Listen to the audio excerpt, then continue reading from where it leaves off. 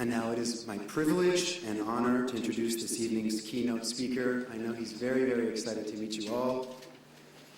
Hailed by supporters as a kind, caring hero, an angel of mercy, and by critics as a controversial and morbid exploiter of death, nicknamed Dr. Death by the media, Dr. Jack Kevorkian remains to this day a pioneer in a medical practice that most doctors, in fact, most people, dare not address, assisting the terminally ill who suffer great discomfort in ending their lives with human dignity. Dr. Kevorkian graduated from the University of Michigan Medical School in Ann Arbor in 1952, with a specialty in pathology, becoming chief pathologist at Saratoga General Hospital in Detroit. He published numerous articles highlighting his ideas on euthanasia and ethics in medical journals until he ended his pathology career to unconditionally devote himself to his proposed system of planned suicide deaths in clinics. In 1990, he began publicly advocating a terminal patient's right to die via physician-assisted suicide. He assisted 130 patients to that end. Beginning in 1999, Dr. Kevorkian served an 8-year prison sentence for second-degree murder and delivery of a controlled substance. He was released from prison in 2007 with the agreement that he would not discuss assisted suicide during his 2-year parole. Having challenged the system and serving time for his convictions, he remained, however, undaunted in his beliefs. He set out to change societal values to compassionately meet the needs of the hopeless patients who no longer wish to live but are not allowed to die. By virtue of this, he shed light on the often ignored Ninth Amendment to the Constitution, which focuses on personal liberty and natural rights. In the mid-1990s, when I studied here at UCLA, Dr. Kevorkian was a fixture in the news, and he was the subject of daily debates among students. He made us ask, is opposition to assisted suicide rooted in superstition, hysteria, religious belief that God gives life, so only God can take it away? Is suicide a sin? Dr. Kevorkian became a household name, and what he was doing at the time was alternately praised, condemned, or made the subject of macabre jokes. I remember telling this joke myself. What do you say when Dr. Kevorkian asks you how you are? I'm fine. I'm fine.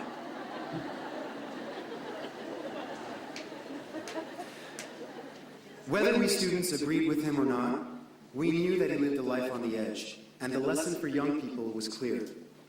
In order to do what you believe is right, you have to stand up and face up, alone if necessary. Ultimately, he raised national awareness of assisted suicide and the ethical issues surrounding death and dying, and by corollary, life and living. In doing so, he forced the courts to make unprecedented decisions on this controversial issue.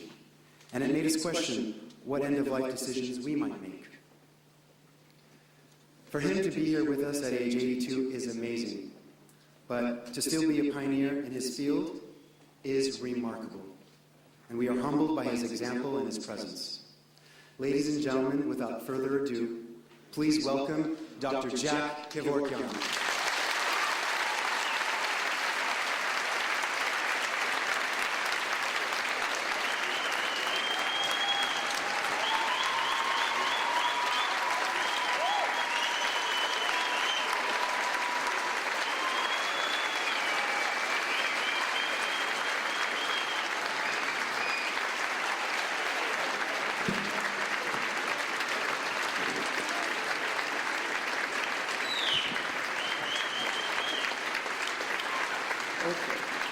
Thank you.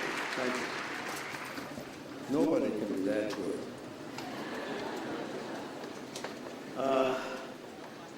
It is strange that there's so much praise being heaped on me as an ex-con. I wonder if there's ever been an ex-con speaking from this lectern. Has there? Well, anyway, you're going to hear more off-the-cuff comments from me. I got this big book here that I have to refer to once in a while so I can give an exact quote. I don't want to mislead you by just making up the wording.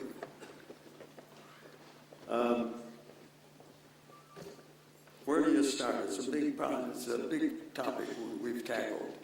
A couple of topics. First of all, I want to thank John Kevorkian,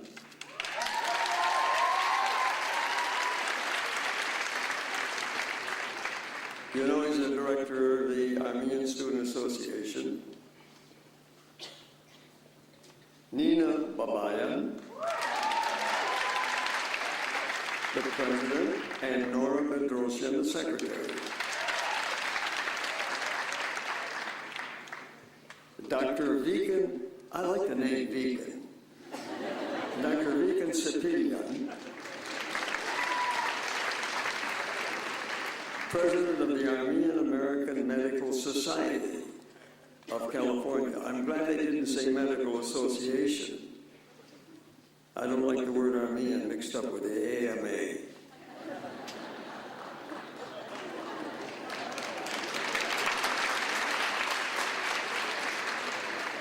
And Hasmik Keribian,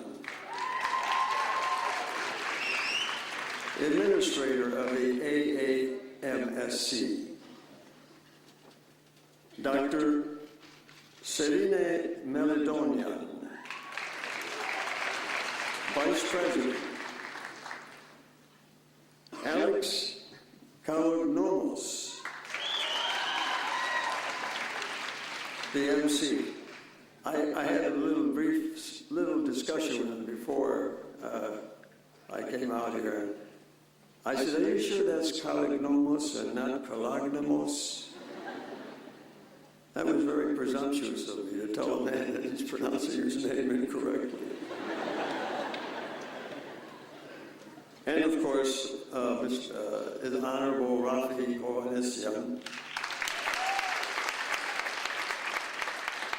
who had the great pleasure of meeting backstage just a while back, a few minutes ago. Born in America, and yet activist enough in American interests and issues to go back and become the foreign minister of the country.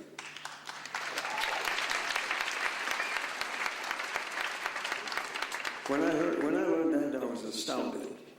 That's a real activist, and that's what we need more of.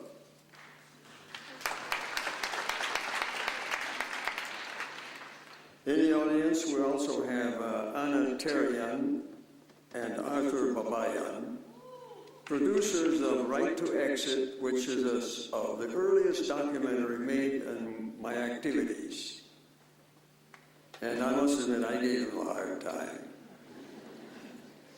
for which I apologize, Anna. And Dr. Chris Kevorkian, no relation to me, but I understand that she lost a job because of the name.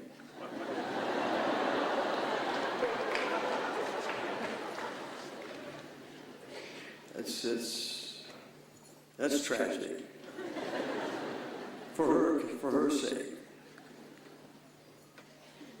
You see, we live in an era of fear.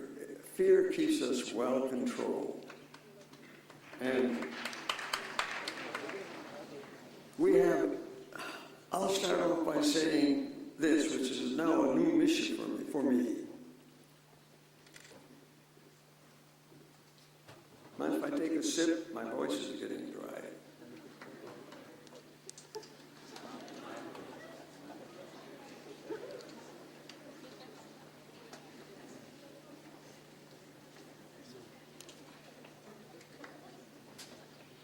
When I was awaiting trial for my last trial, I was at a friend's home, warming my feet at the fireplace. We had bought books that day at a discount bookstore, and I bought a book entitled The Constitutional Amendments. Now, I never cared much for civics anyway, And I said, I don't know much about constitutional amendments. I think I'll get it. It's a small book. I'll skip through it quickly. Everything was fine until I got to amendment number 9. And a big light went up over my head. I said, gee, I didn't commit a crime. I had the right to do that all along. That woke me up.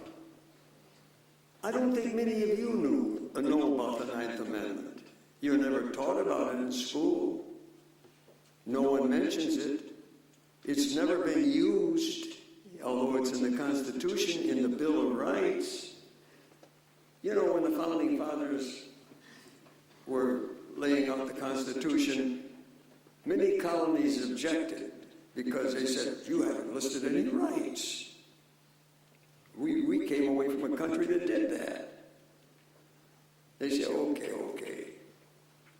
Send us some suggestions and we'll put them in the rights. And so they have amendment number 1, amendment number 2, amendment number 3, and you all know these. You hear them all the time.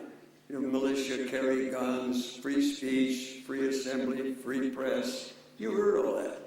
Every one is in the 9th Amendment. Every one. You didn't need any of them. The 9th Amendment is 21 words, and it's the most powerful amendment in the Constitution. Never been used by the corrupt Supreme Court. Never.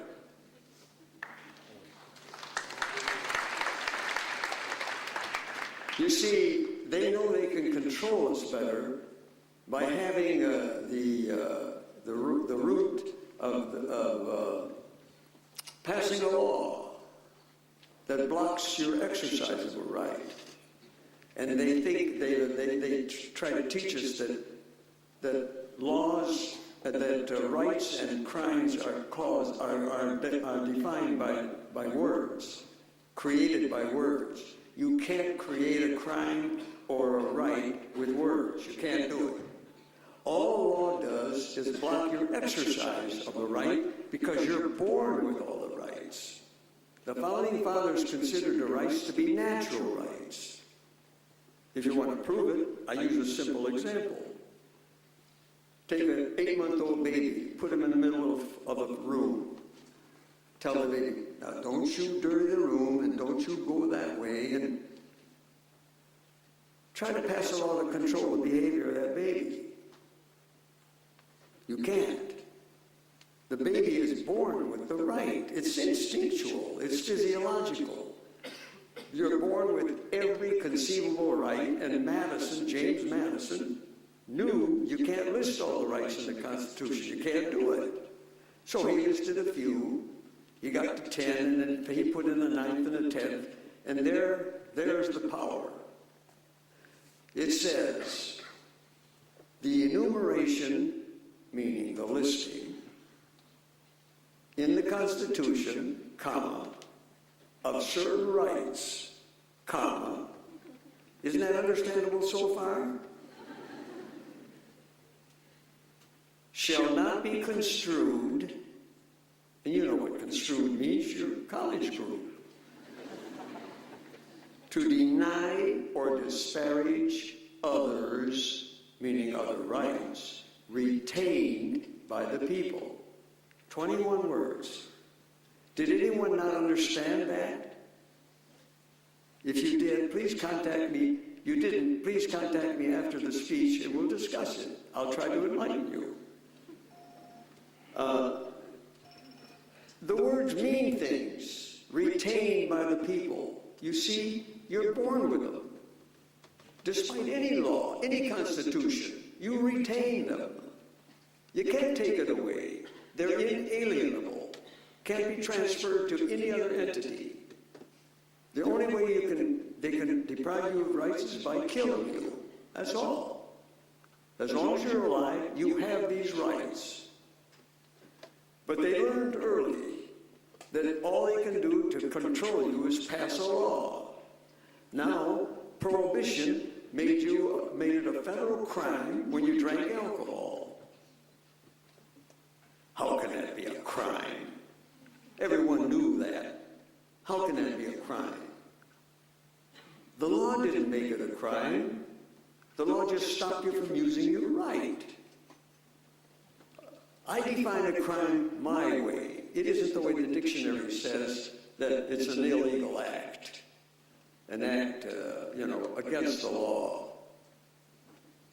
This is what destroyed my faith in law. I have very little respect for law because, as Jeremy Bentham said, the famous English philosopher, every law is an infraction of liberty.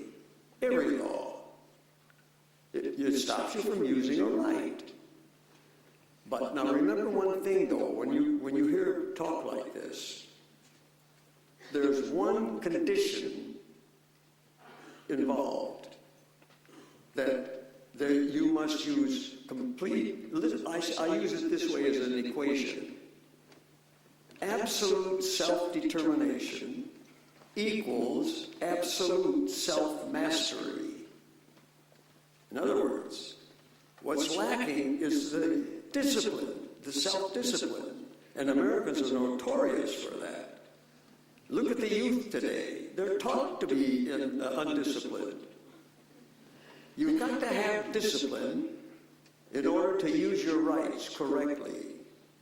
Because if you don't, then you commit a crime. A crime is defined, in my mind, as any act or threat of malicious intent, verifiable malicious intent, against any person or against any person's property without due consent is a crime. Simple. You don't need these thousands of books on the wall. You don't need them. All you need is one thing you can't get: honest judges.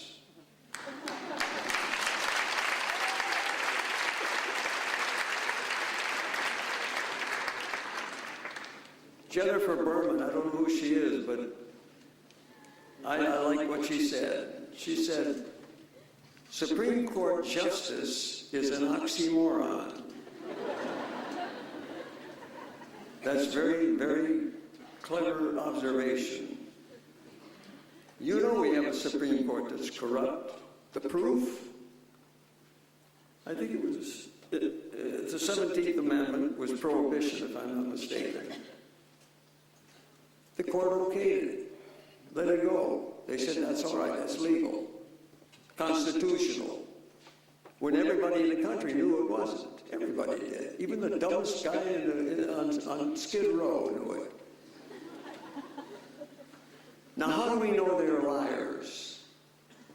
Because 3 years later, they changed their mind.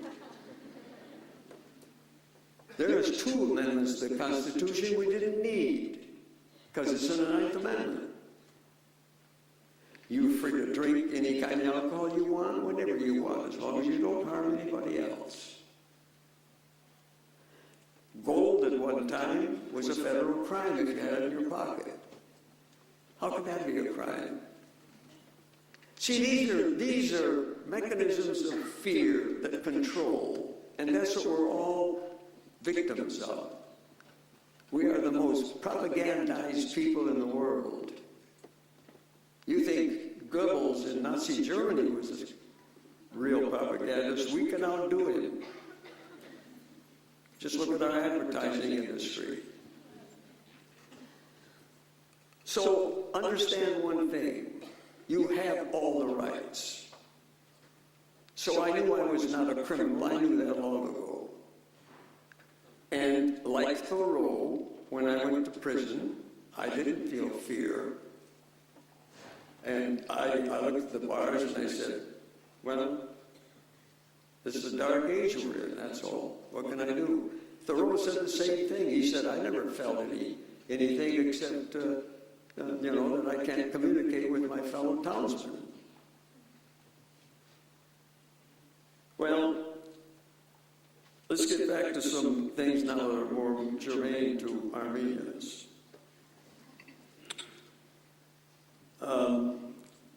Still connected with the 9th Amendment, I promised Mr.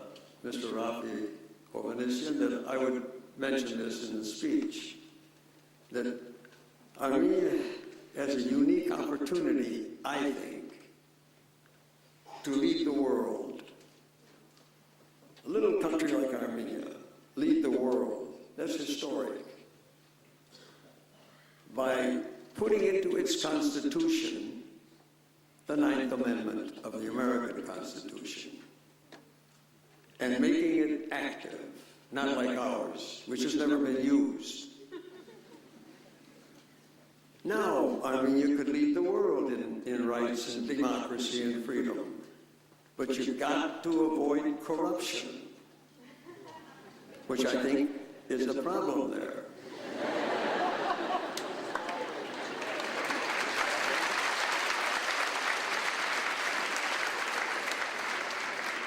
But certainly, your government must have enough courage to put the words in the Constitution of Armenia.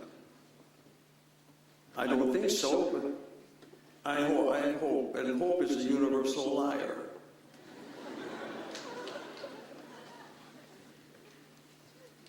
I wish you would do that, because then you got to get rid of also your theocratic government. The church has got to lose some of its influence.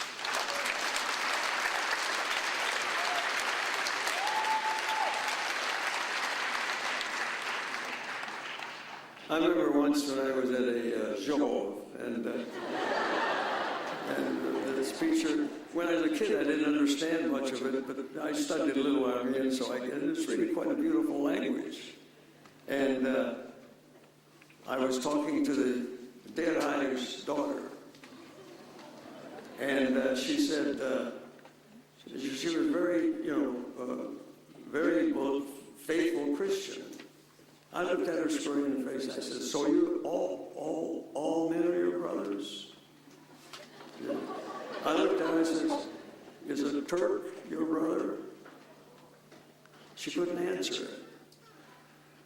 I felt bad because she was frustrated and didn't know how to handle it. But you see, we're living lies. This is the point. We're not realists. Let's Armenians get realistic. We're a small country. We don't matter much in the world today. What we're becoming is a colony of the American Empire. And this is because America is developing an empire. It's part of the policy. I suppose, now I may not hit some of the topics that you want me to mention, but that'll come in the question-answer period. Some more points to bring out. The Patriot Act, I was in prison when that was promulgated. I knew immediately it was unconstitutional. It was a word-for-word copy of the Nazis' Enabling Act.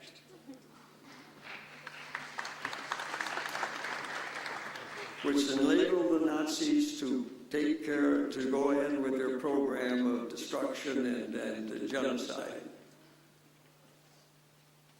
And we have it now in America.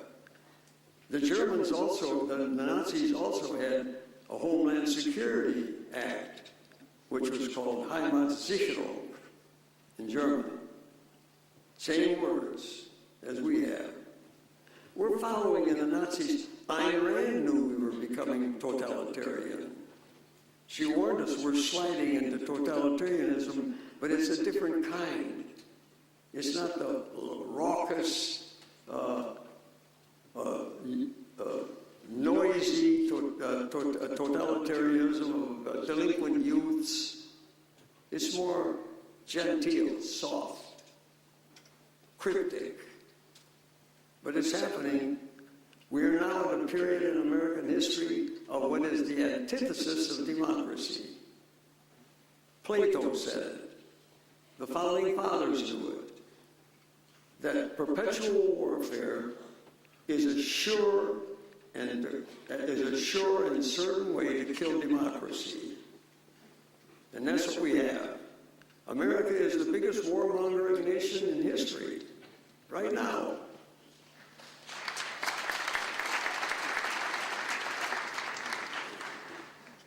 First, we started with the Indians. That was easy. We could wipe them out. And then we started shenanigans, like the Mexican War that Thoreau went to jail for. Because he said if the American people were aware of this, they would never allow it, the Mexican War. Because President Polk was suspected of having provoked the Mexicans to attack us so that we could have the public behind us when we go to war. Doesn't that sound familiar? The same thing happened in World War II. I was a 13-year-old in 1941. And when I read what Roosevelt was demanding of the Japanese, I said, well, I would fight too, rather than willingly go back to the Dark Ages. They had to give up their military industry, go back to farming, pull all their troops out of the lands they conquered, all out of China, pull them back. That was a sure invitation for Japan to attack us. And we knew they were going to attack us because we had broken their code. We knew when they were going to leave Japan, when they were going to hit Pearl Harbor. We knew that. And we made sure, Roosevelt made sure, that the Pacific was cleared of all ships, so the Japanese had a clean road. You might say, how do you know this? Well, read a book out by Judge Napolitano of New York. It's a new book just out. Lies Your Government Told You. That's how we got into World War II, because Roosevelt wanted us to get into the war against Germany. That was the enemy. And he used it because Japan and Germany had been united by treaty. So he knew that if he could provoke the Japanese to attack Pearl Harbor, the American people who were against the war before that, who said, keep us out of war. And Roosevelt lied several times, saying, I will not send your boys to another war. He lied. He knew he was going to do it. World War I ran across this, and I understand it's part of the congressional record. Churchill supposedly said in 1936 that England was ready to make peace with Germany in April of 1917. And then what happened? America entered the war. Kept it going for another several million dead. And eventually the formation of Nazism and communism, all the bad stuff. America is a duplicitous country, and a very amoral one. You know, everyone talks about 9/11, September 9/11. There's a lot of suspicion about what happened there. Well, Gore Vidal wrote a book in which he said, the Taliban learned that America wanted Caspian oil from Azerbaijan, and that the Americans were planning to occupy Afghanistan. Well, Taliban didn't like that. So a month earlier, they hit New York. That was a preemptive strike. But it was invited by America, and I'm sure America knew it was coming, and when it was coming, because it's happened over and over. And we're living in a dictatorial country. And who runs the country? You think the president and Congress run the country? Congress passes a law. President signs it. Supreme Court says unconstitutional. No appeal. Who runs the country? Jefferson said his greatest regret in life was not reducing the power of the Supreme Court, not being able to. And I agree with him, because that's despotic. And that's why we're sliding into the totalitarianism we have. What we need is the power where it belongs in a democracy, in the people. We are the government.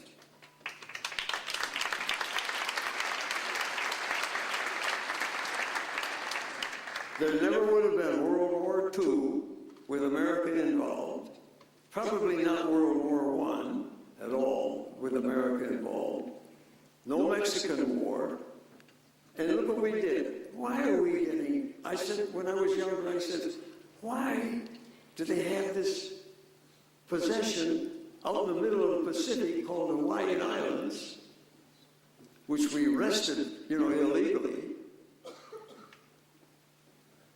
Why did they want that as another state? Thousands of miles away. And then you have the Philippines, which you got illegally. Another one. You got the control of the Philippines. So the people who say that America is developing an American empire are correct. And they poo-poo that as, oh, that's conspiracy theory. There's a lot of evidence. This is not what I'm saying. I'm quoting some other things that people have said. Well, we have the power to do it if we have the guts to do it. Fear controls us. I'll lose a job. I won't get a raise. I won't get into medical school. So you shut up and go along with the slaves. I'd like to read to you what the signers of the Declaration of Independence suffered. I don't think anybody today's got that kind of courage. By the way, courage, isn't just being brave and not even knowing what to do, but it's doing it right. That's courage.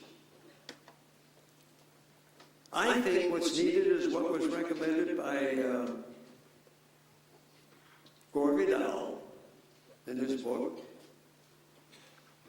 Oh, by the way, before I forget, all this patriotism. The only real patriots, according to one man, I got it in here, I don't want to take time to look it up, was being radical, the radicals. I'm a radical. When people say, ooh, that means violence, it doesn't mean violence. Those who know the meaning of the word radical know what that means. Radical comes from the Latin word for root.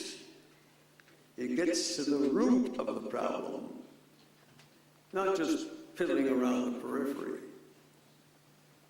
I'm a radical. And you've got to be a realist as a radical. No mythology. See? Are the people up to it? This is the question. Have we been dumbed down so long that our intellect is atrophied? We may be smart in certain subjects and brilliant in inventions and things, but you can still be unwise. I think we have the power. It's there in the Constitution. Women always have the right to vote. Always. We don't have to walk around street marches and posters saying, we want this. We don't need it. We got it. The highest law in the land, in the Constitution, thanks to James Madison. Never been used. Had it been used, of the 27 amendments we have now in the Constitution, only 7 would have been necessary if the government had used the 9th Amendment. Only 7. And Jefferson warned us, the Constitution should not be amended because it'll lose all its prestige, and before long lost sight of altogether. He warned us specifically about amendments. And that's another ploy to enslave us a little more. I don't like wearing seatbelts.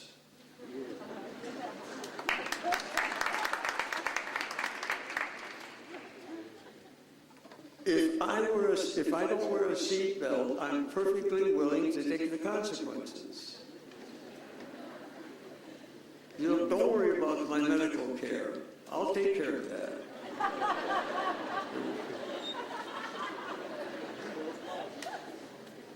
I don't know. The ancient Lao Tzu had one. He said, the more prohibitions you have, the less virtuous people will be.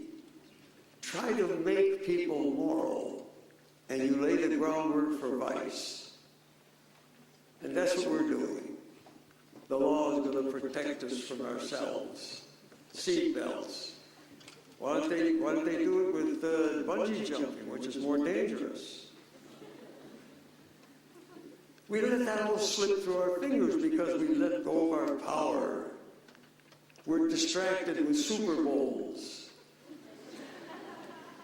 and Disneylands. See, I always say to people, if I ask you, we're having a meeting, a rally for our rights tomorrow night, but would you go? But then the man says, wait a minute, there's a Super Bowl game tomorrow. Which one do you think he'd go to? That's why we're where we are. That's why we're enslaved. And we deserve it. We've given up the greatest. Let me read you what Mark Twain said.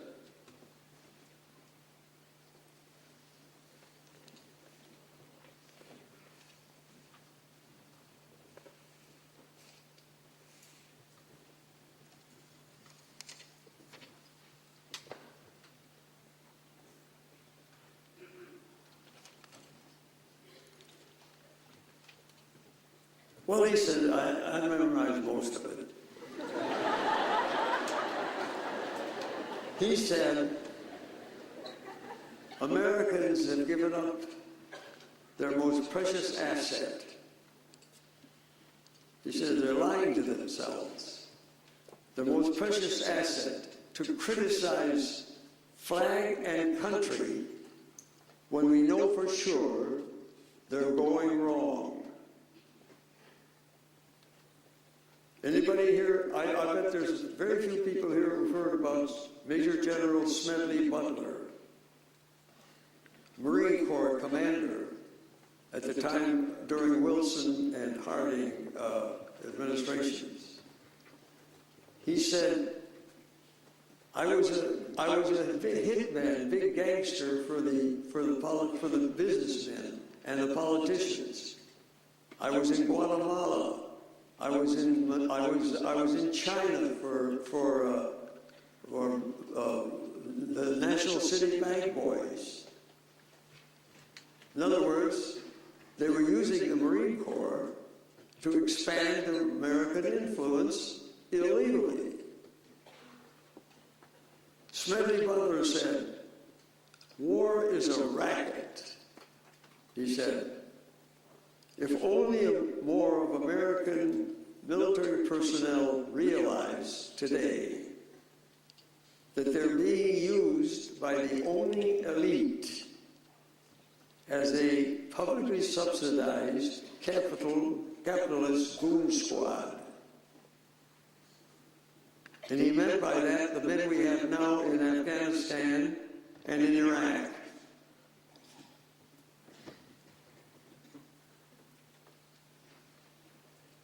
Butler was right.